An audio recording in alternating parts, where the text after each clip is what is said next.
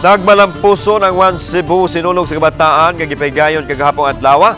Ang contingent sa dakbayan sa Karkar mao migawas nga grand champion sa ritual showdown ug sa musicality samtang ang lumad pa sa kanon ang kampiyon usab sa street dancing category. Ano yung report?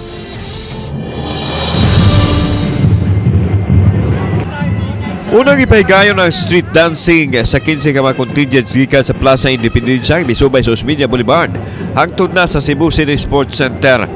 Nagpakita silang katakos ang mga contingents sa pagsayaw diha sa kanalanan nga nakadanis sa pagdaig sa mga tumatanaw. Usa sa nakapahugyaw nga street dancing performance ang tribo lumad basakanon nga mipakita sa flawless formation, lakip na ang iconic snake dance formation. Ang lumad basakanon ang milangkat sa Grand Champion sa Street Dancing Showdown. Samtang pasado alas 2 na kagahapon sa hapon isugdan ang Ritual Showdown sa sulod sa Cebu City Sports Center. Nagpakita sa nagkanay estilo sa pagsayaw ang tanang contingents. Ang limpyo ug way paghupas nga performance sa Karkar City Division ang nakapanugkit sa pagdagad sa mga tao lakip na sa mahurado. Hinungdan nga sila ang gideklarar nga Grand Champion sa Ritual Showdown, samtang sila usab ang third placer sa street dancing category. Malipayon sa kahago. Okay. Kaya nakuha na sa damo ang champion sa mga worth it kayo. Isayaw me not to win, not to be Grand Slam or what. We dance for him. Viva Senior Separinho!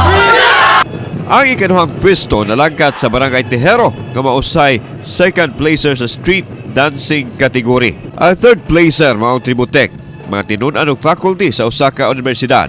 Nindot kay ang feeling yun, sir, no? Magdi na ko ma-appreciate, gitawag ani nga, may explain or mas feeling ba kay daghan mig naagyan po nga dili sad ko ano, pero at least na amog yung na himong successful ang tanan. Ang ikaupan ganapit nalangkat sa lumad basakanon nga mausay champion sa street dancing category.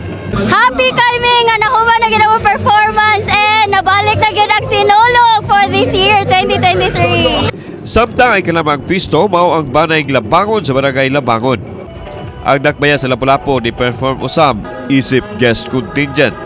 Ang mga contingents mosalmo tanan sa Sinulog Grand Parade karong Enero 15. Napuno ang grandstand sa Cebu City Sports Center sa mga tao ni tan-aw din aduna kini capacity nga 12,000. Bana-bana sa kapulisan moabot sa 20,000 ka mga tao ang misaksi sa sinulog sa kabataan. Nagmalampuso na hinoon ang naasoy kalihukan. Wonderful, awesome. I cannot say more, but congratulate everybody. It was considered generally peaceful. Grabe kadaghan ang mga tao kanina, no? Aduna kita yung mga estimated crowd na more or less nasa mga 20,000. Kauban si Godfrey Rillian o Rod Prado. Ako si Alan Domingo.